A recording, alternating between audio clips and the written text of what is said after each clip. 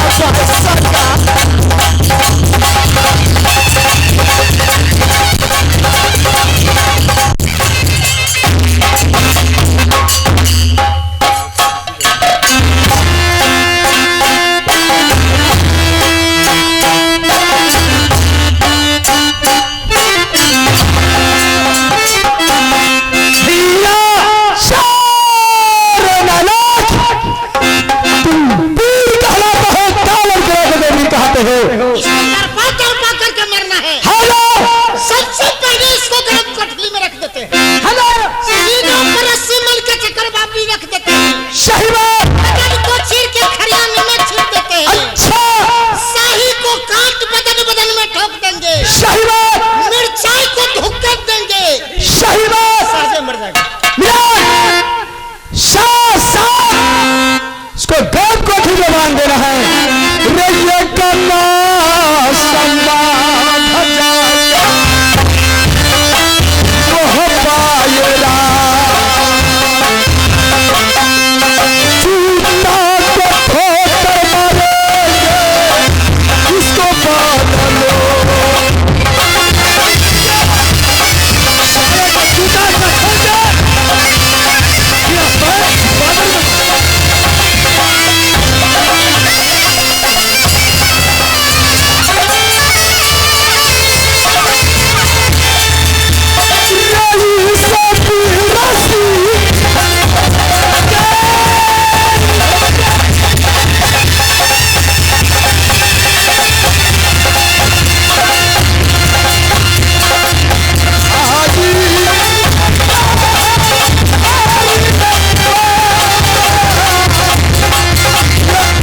खोजे,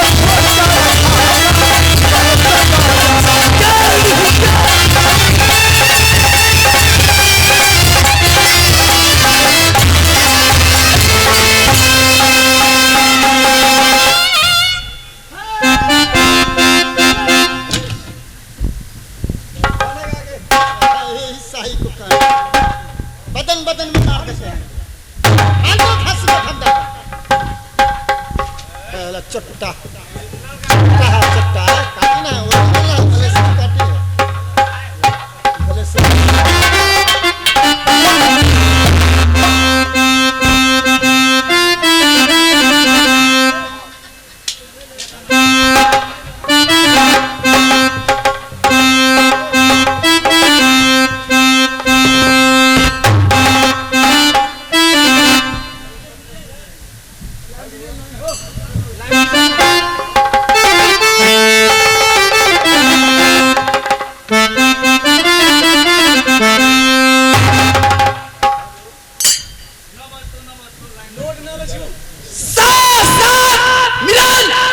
मैं बगला पर चल रहा हूं, तुम इसको ड्यूटी पर तुम्हें रहना है। और क्या?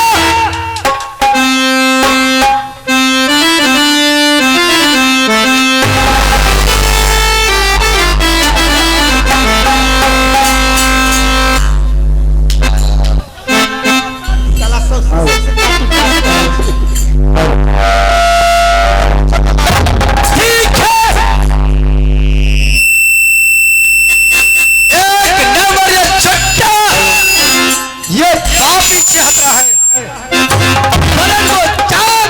देना है।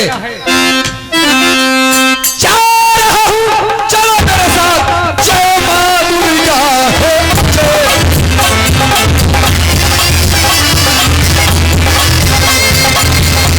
मैया गोरी जा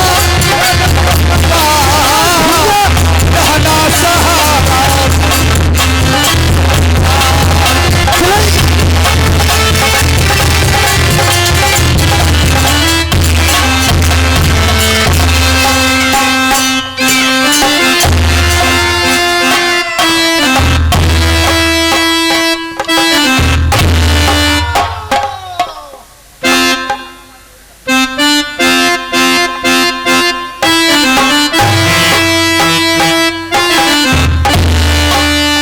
हेलो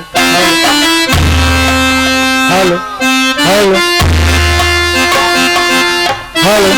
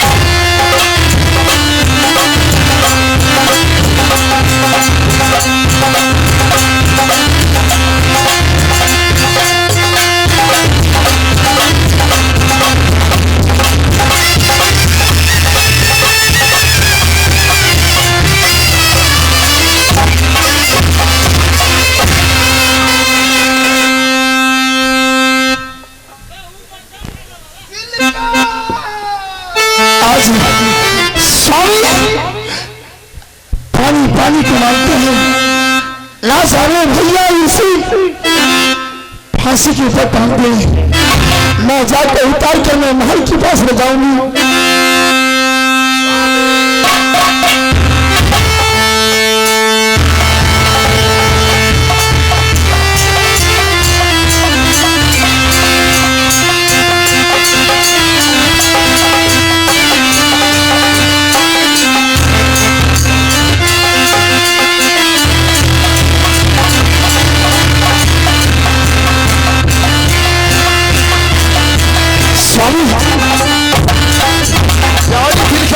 चलिए महल की बात चलिए। कन्या अभी भी कुछ नहीं बिगड़ा है। आज तुम्हारे भाई ये सिंह और वीर सिंह मेरे कारण तुम्हारा बदन का ढाल उड़ाता है। स्वामी ऐसे कीजिए, आप यहीं से बोली लेकर चलिए, मैं चलने के लिए तैयार हूँ। वो उजल छोर नहीं, कोई ठाया नहीं।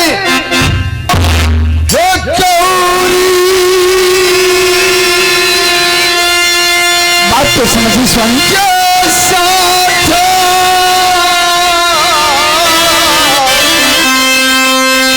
प्यार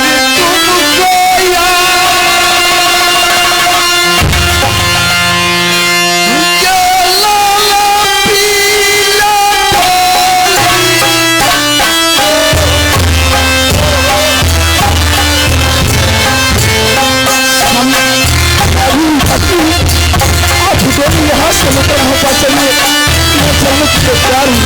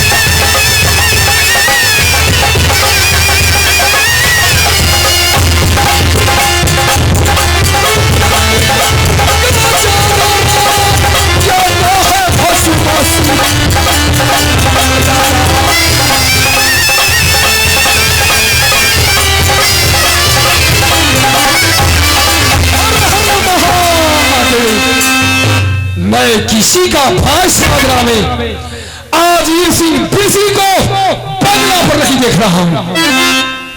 वीर सिंह बोला था बारात लेकर आना भस्मासुर।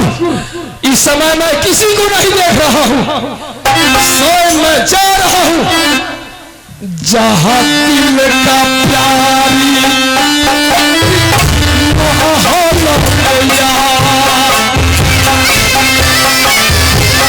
जाओ दीपा, मैं तुम्हारी महल प्रवेश कर रहा हूं।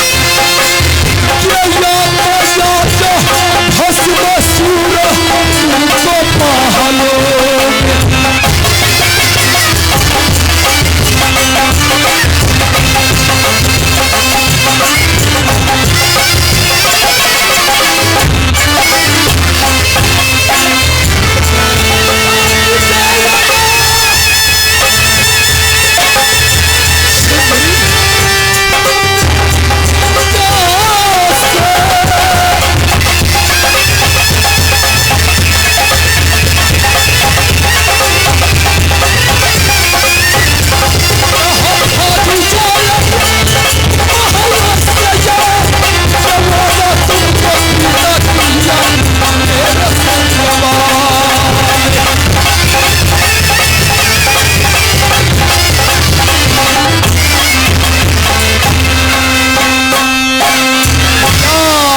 रहा हूं।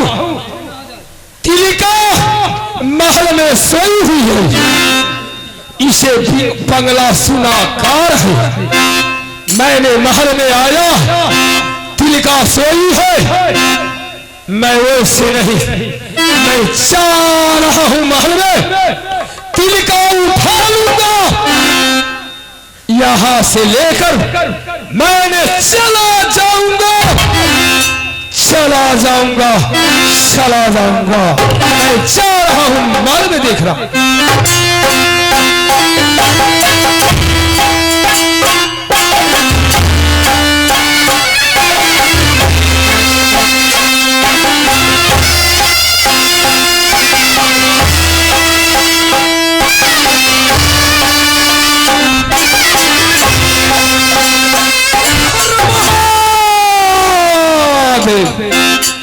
मैं क्या देख रहा हूं, मैं देख रहा हूं मोहब्बत निवासी उदल।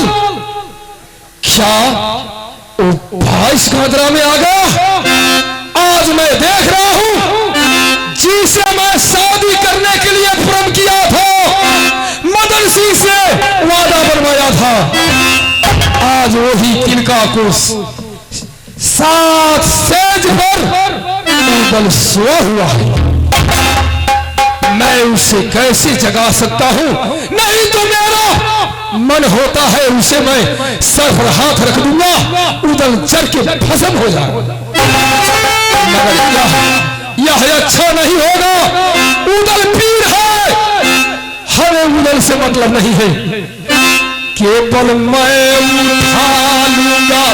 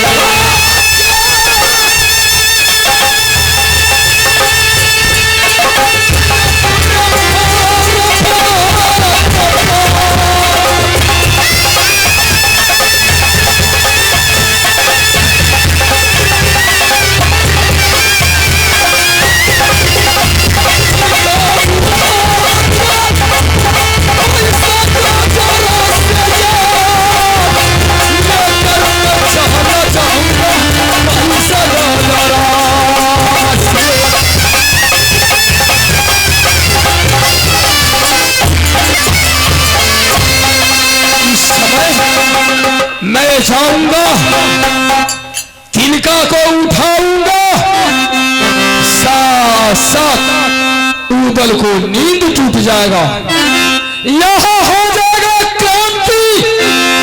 इससे अच्छा है मैं 7 भार नींद उदल को रख देता हूं और 7 भार नींद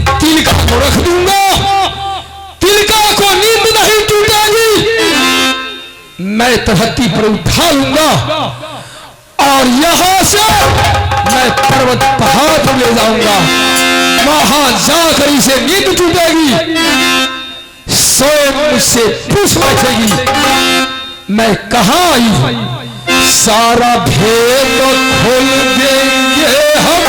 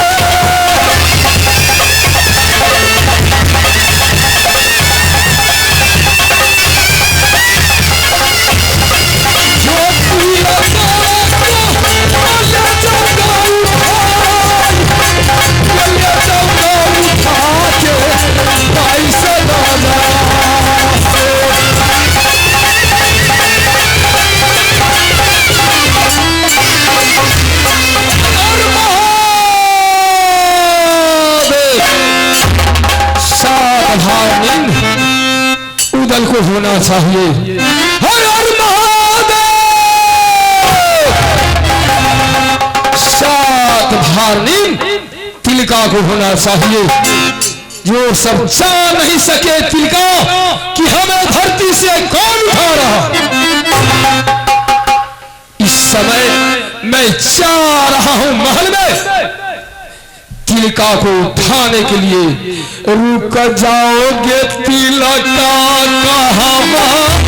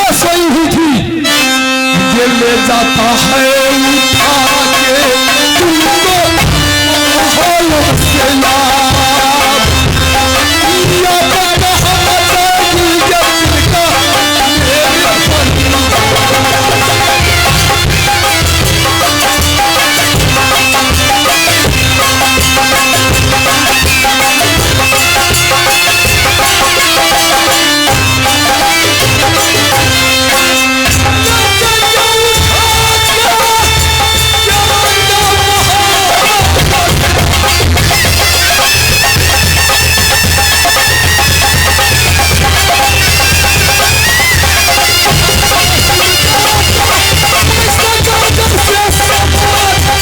या बड़ा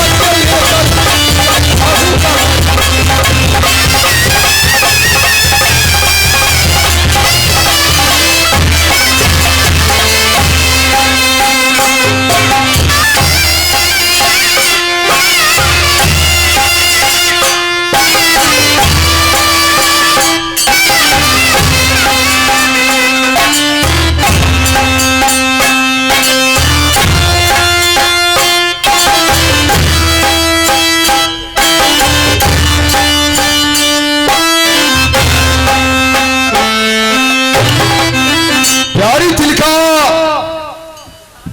मेरे सूरज की लाली कहां तक आई। आज नींद क्या तोड़ेगी प्यारी। हे निंदारा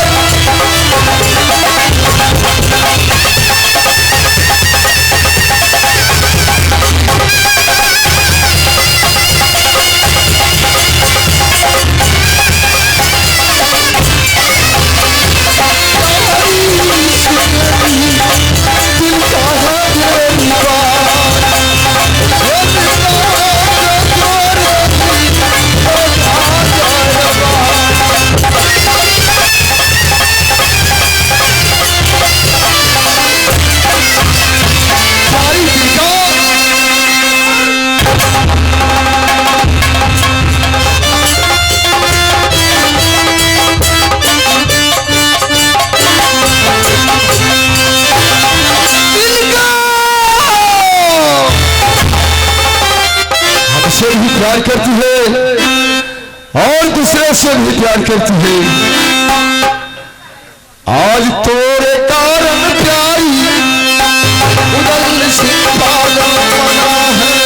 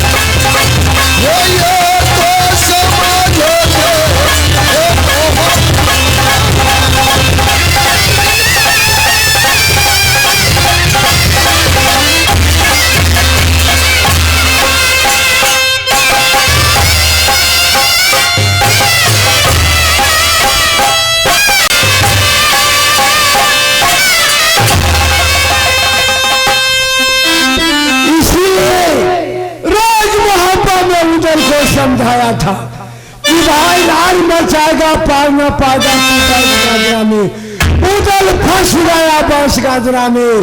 हम उदल को छोड़ के भाग को जा रहा है मोहब्बा में। अगर जाता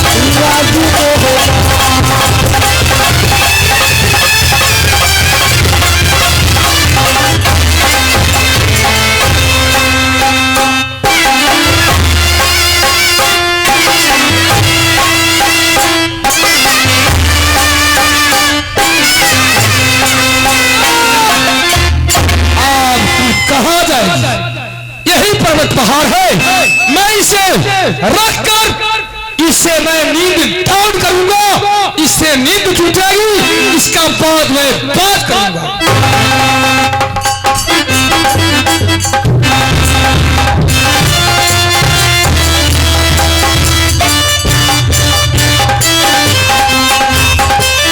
कहा जाए अब कहा जाएगी हर हर हम तोड़ देंगे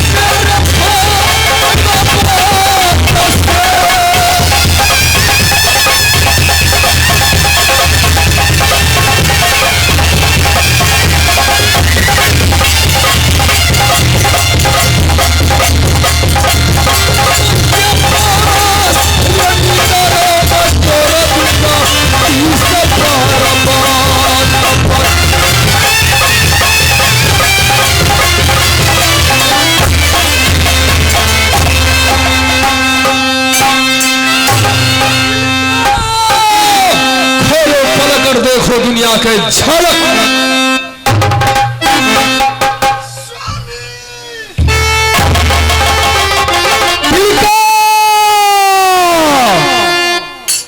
पहले उठा को तो देखो तुम्हें सामने कौन है।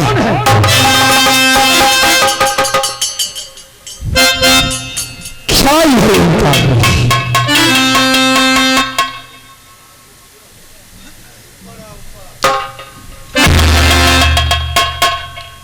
मैं कहां चली आई?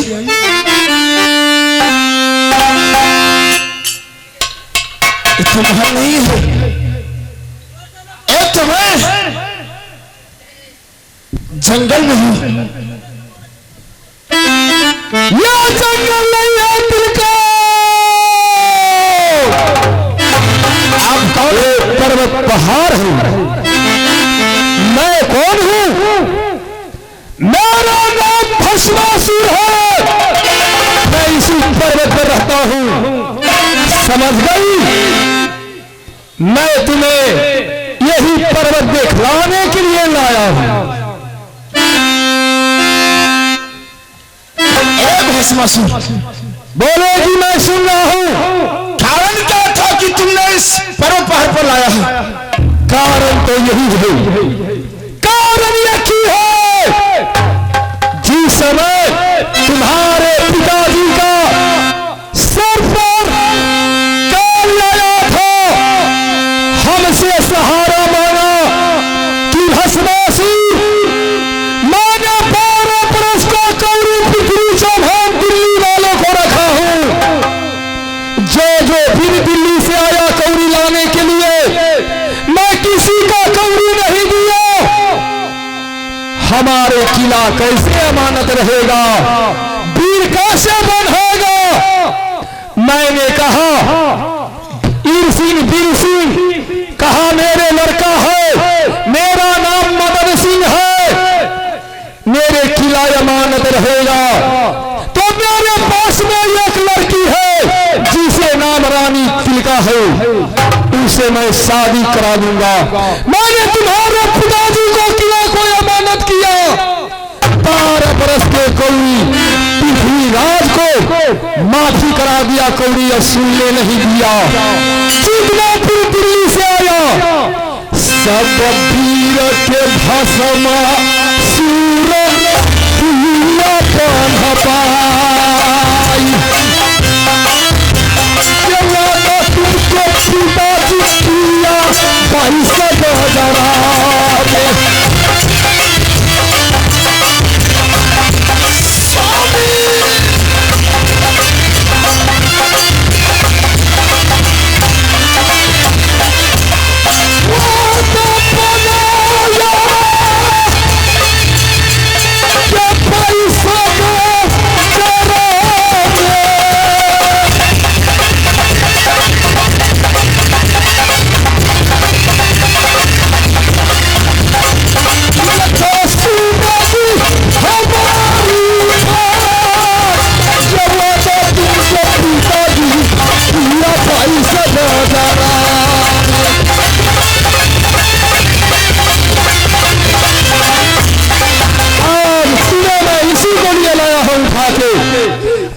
तुम इससे शादी करोगी। आज वीरों से इसी पर्वत पहाड़ पर भस्मासुर को रानी बंद रहेगी।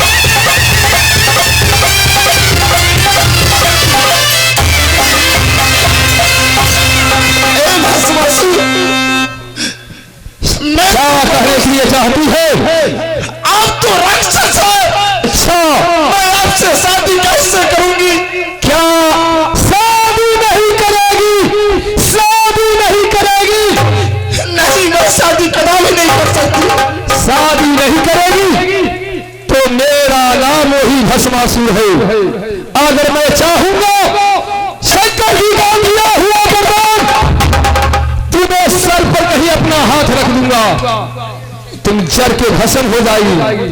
और वही से नहीं मारेगी, मारूंगी कौरा तुमको पवन के पास।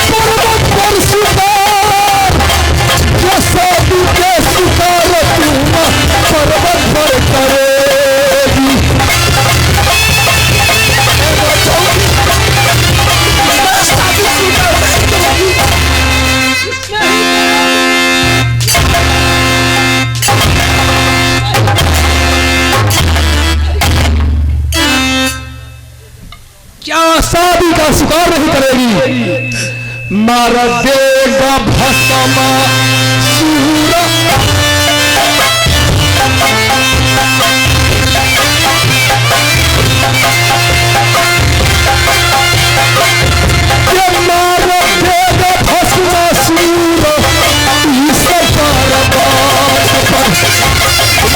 वादा किया है।